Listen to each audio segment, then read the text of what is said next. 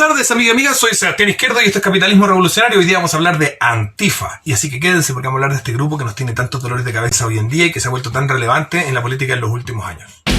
Yo le pido al grupo del Capitalismo Revolucionario que está arriba, por favor, silencio. La acción antifascista surgió originalmente como un grupo de choque del Partido Comunista de los años 20 en Alemania. Su misión era combatir verdaderos nazis, tropas de las SA, chicos que usaban camisas pardas, cinturón terciado y que iban por las calles alemanas de la época golpeando judíos, comunistas y personas con problemas mentales. Pero estos, a pesar de ser reconocidamente comunistas, no son los antifas que conocemos hoy en día. Antifa hoy es un grupo de veganos y homosexuales, personas llenas de parafilias que pertenecen a las clases medias altas y a la alta burguesía. Se organizan en el patio de sus universidades carísimas privadas para combatir al cristianismo, patriotismo, ideales de la clase obrera. ¿Cómo llegaron hasta aquí? ¿Cómo fue que Antifa pasó de ser el reservorio moral de la izquierda obrera de los años 60 contra los hippies y la izquierda progre, a ser el ejército y la policía del sistema global al servicio de los grandes capitales contra los estados nacionales para la consecución de los ideales que la élite financiera pretende imponer a través de la nueva izquierda? En este video les contaremos la historia. En los años 60 y en plena Guerra Fría surgían en Europa los primeros destellos de lo que hoy se consideraría marxismo cultural o nueva izquierda. Desde las aulas de las grandes universidades francesas y alemanas surgían ideas que hoy no son cotidianas. La posmodernidad, la revolución sexual, interseccionalidad, constructivismo, deconstructivismo, estructuralismo, postestructuralismo y un largo etcétera. Era el punto de partida de lo que la alta burguesía estaba pensando para la izquierda en el futuro.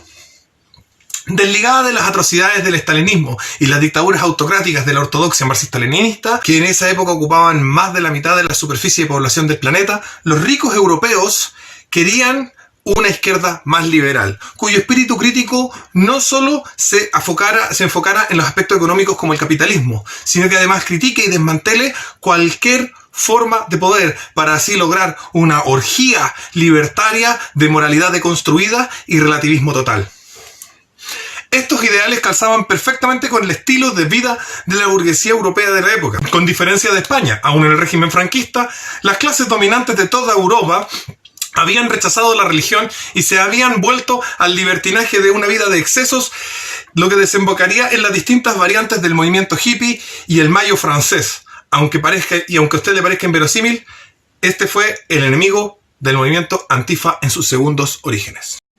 Los jóvenes de las clases obreras de la Europa occidental de los 60 se habían criado con las hazañas de los grupos de resistencia contra la ocupación nazi en todo el continente. De ahí que sus modas a la izquierda del espectro fueran básicamente imitar las izquierdas obreras clásicas de hace 2 décadas en su lucha contra el fascismo. Pero, ¿qué fascismo? El fascismo había sido ampliamente derrotado y quedaban de este solo grupúsculos muy reducidos. ¿Cuál era el enemigo de las luchas obreras en ese momento? ¿Cuál era el enemigo de la dictadura del proletariado? ¿Cuál era el enemigo para derrotar al capitalismo? Pues la nueva izquierda. Es por eso que el movimiento Antifa se caracterizó en los años 60 y hasta mediados de los 70 como grupos radicales de izquierda ortodoxa que atacaban a los hippies y miembros de la izquierda progre para abrir paso a la lucha con los viejos estandartes como Bakunin, Marx, Lenin, Trotsky, etc.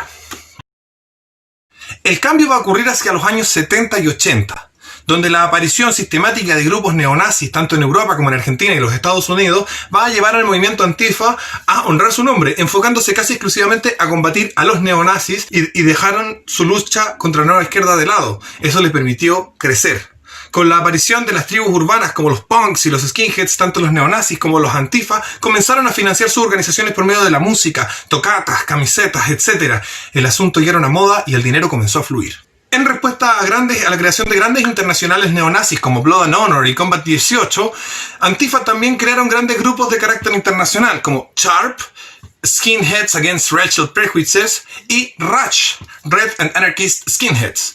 Aunque ambos grupos llevan en el nombre la palabra skinhead en sus letras, ambos incluían muchos punk metaleros y gente de otras tribus urbanas.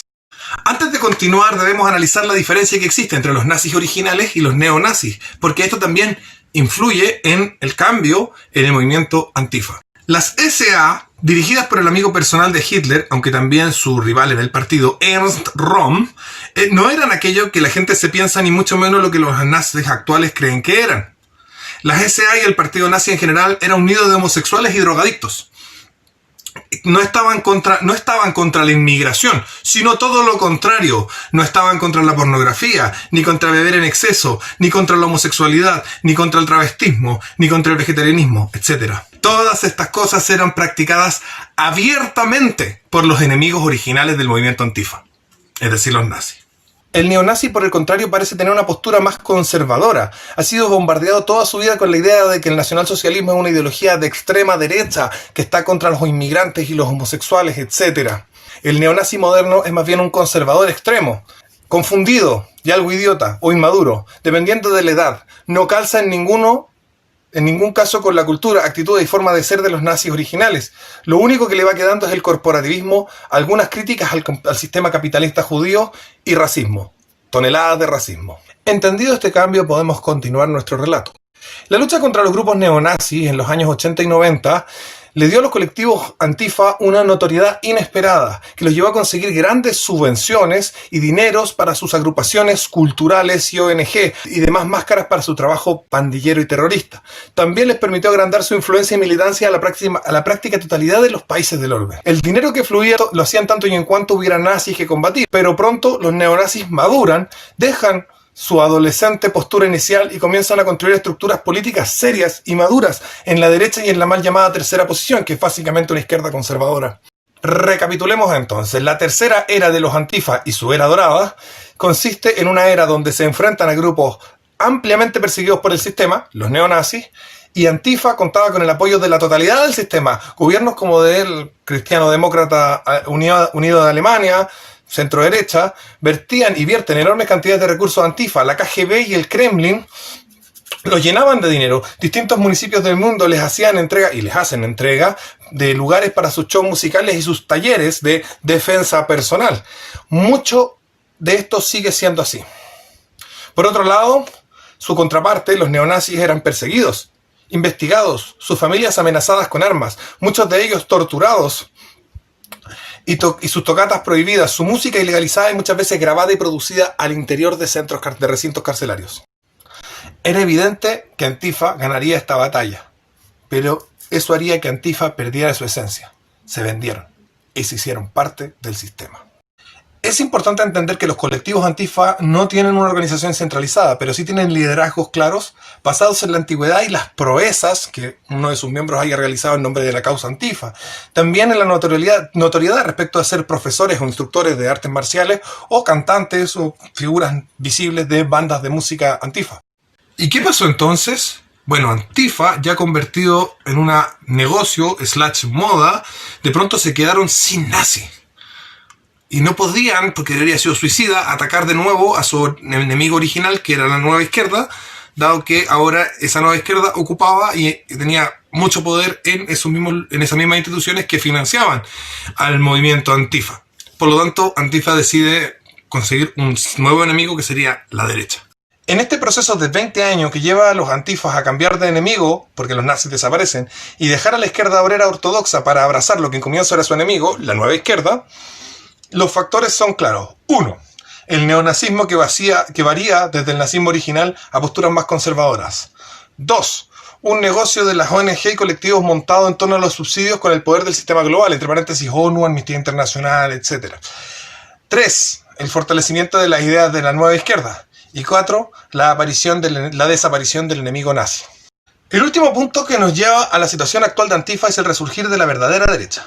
Durante un periodo copado por el consenso neoliberal socialdemócrata, apareció el Internet, un lugar donde las ideas que estaban eliminadas del discurso político normal podían entrar a discutir y competir. Libertarios, capitalistas, populistas patriotas, conservadores, clásicos, fascistas, etc., entraron a poner sobre la mesa sus ideas y plataformas, dando lugar, al cabo de un par de décadas, a una nueva, fortalecida y verdadera derecha, con la cual comenzó a alcanzar el poder en distintos países del mundo a partir de la segunda mitad de la década de 2010.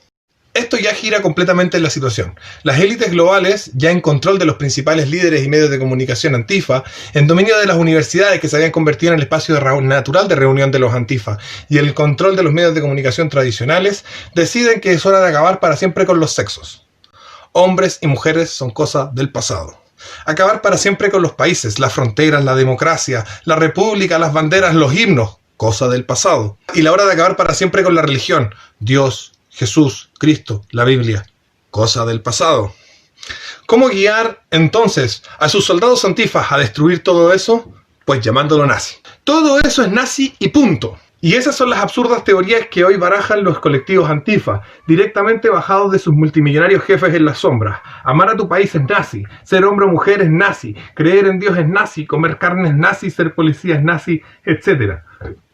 Finalmente, hoy en día, Antifa dirige sus ataques a todos aquellos que aman a su país, creen en Dios, comen carne, están cómodos con su sexo biológico, es decir, las clases obreras de toda la vida. Existen tres formas en las que hoy en día Antifa ataca a esos personas que ellos arbitrariamente consideran nazis. La primera de estas sería el doxing, que es básicamente buscar toda tu información que puedan, recapitular direcciones, lugar de trabajo, fecha de nacimiento y la de toda tu familia, y comenzar con eso a intimidar a la gente para que se aleje de ti, para aislarte socialmente, para que pierdas tu empleo y también, ¿no es cierto?, proporcionar esa información a grupos antifa más radicales que podrían buscar eliminarte. Otra de las acciones que realiza Antifa es el Black Bloc, que es la más conocida. El Black Bloc es básicamente un montón de jóvenes Antifa que, vestidos completamente de negro y con sus caras tapadas con capucha, comienzan a poner barricadas y destruir propiedad pública y privada durante una protesta, o a veces no. Y atacan directamente a la policía usando piedras, bombas, molotov, etc. En esa situación también a veces realizan lo que son contramanifestaciones a las manifestaciones que ellos consideran nazis. Eso haciendo también Black Bloc. ¿Cómo funciona el Black Bloc en esta situación? Se ponen todos vestidos de negro como una especie de masa deforme de gente vestida de negro y arrojan cosas hacia la masa de personas de la manifestación nazi, poniendo en primera fila a mujeres para que provoquen a los otros manifestantes y así ser golpeadas sin que se sepa que eran mujeres, dado que estaban completamente tapadas, y poder culpar y decir los nazis le pegaron a una mujer, los nazis, comillas.